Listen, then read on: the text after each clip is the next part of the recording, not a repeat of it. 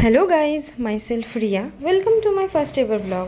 তো সেদিন ছিল নববর্ষ, আর আমি নববর্ষের শুরুতেই চলে গিয়েছিলাম 1000 বছরের পুরনো কলকাতার জীবন্ত কালী মায়ের দর্শনে।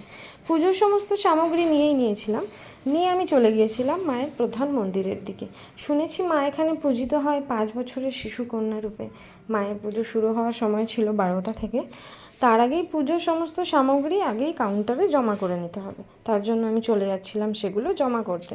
যেহেতু আগেই বললাম মা এখানে পূজিত হন শিশু কন্যা রূপে, তাই আমি নিয়েছিলাম একটা চকলেট। আর যেহেতু শিশু কন্যা রূপে পূজিত হয়, তাই এখানে পালিত হয় না কোনো অম্বুবাচী। আর তারপর আমি চলে গিয়েছিলাম মায়ের প্রধান মন্দিরের গেটে। এবার মন্দিরের প্রথমে ঢুকেই আমার অসাধারণ একটা ফিলিং, মানে মুখটা দেখেই আমার মনটা একদম জুড়িয়ে গেছে। এত শান্তি সেখানে, এত শান্তি যে কি বলবো, একবার না গেলে বুঝতে পারবেন না। তারপর আমি শুনছিলাম সেখানে পুরোহিতের মুখে মায়ের মাহাত্ম্যের ব্যাপারে, আবির্ভাবের কাহিনীর ব্যাপারে, কিভাবে মন্দিরের সূত্রপাত হয়েছিল, কিভাবে মায়ের আবির্ভাব হয়েছিল, কেন মা জীবন্ত, এইসব কাহিনী।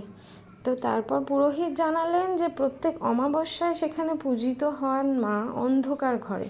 একমাত্র এটাই একটা মন্দির যেখানে অন্ধকার ঘরে মা পূজিত হন। আর সামনেই আসছে 7 তারিখ, বৈশাখী অমাবস্যা, সেই দিনও মা পূজিত হবেন অন্ধকারে। সন্ধে 7টায় অবশ্যই সেখানে পৌঁছে যাওয়ার কথা বললেন।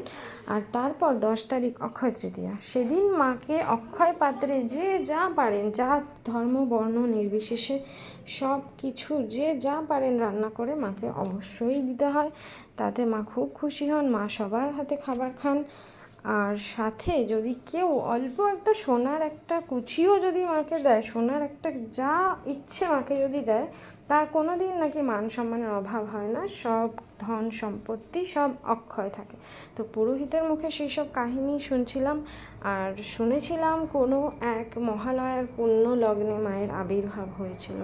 মা সেখানে সবাইকে এটা পদে পদে অনুভব করায় যে হ্যাঁ, সত্যিই মা জীবিত সেখানে, সেটা আমিও অনুভব করেছি। তো অবশ্যই সেখানে একবার সবার যাওয়া উচিত। আমি অনেক দিন ধরেই মায়ের কথা শুনছিলাম, তারপরে চলে গিয়েছিলাম মন্দিরে।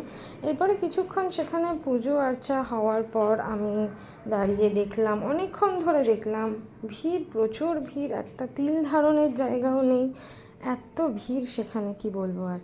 তারপর মায়ের প্রধান পুজো শুরু হলো। মায়ের পুজোর নিয়ম সেখানে একদম আলাদা, অন্যান্য 10টা মন্দিরের থেকে একদম আলাদা। পুজো অনেকক্ষণ ধরে হয়, পুরো পুজো দেখার জন্য অনেকক্ষণ সময় নিয়ে যেতে হবে, নয়তো আপনি অঞ্জলি দিয়েও চলে যেতে পারেন। দুবেলা সেখানে ভোগের ব্যবস্থা রয়েছে। আর এটাই একমাত্র একটি মন্দির যেখানে গ্রহরাজ মায়ের পায়ের নিচে। তাই শুনেছি মায়ের দর্শনেই সমস্ত গ্রহদোষ কাটে, কালসর্পদোষ কাটে। 28টা শনিবার সেখানে গেলে নাকি যার যা গ্রহদোষ রয়েছে সব কেটে যায়। মায়ের পুজোর আরতি দেখার জন্য এখানে ভিড় জমেছে ভালোই। তো আমিও দাঁড়িয়েই ছিলাম মায়ের আরতি দেখার জন্য।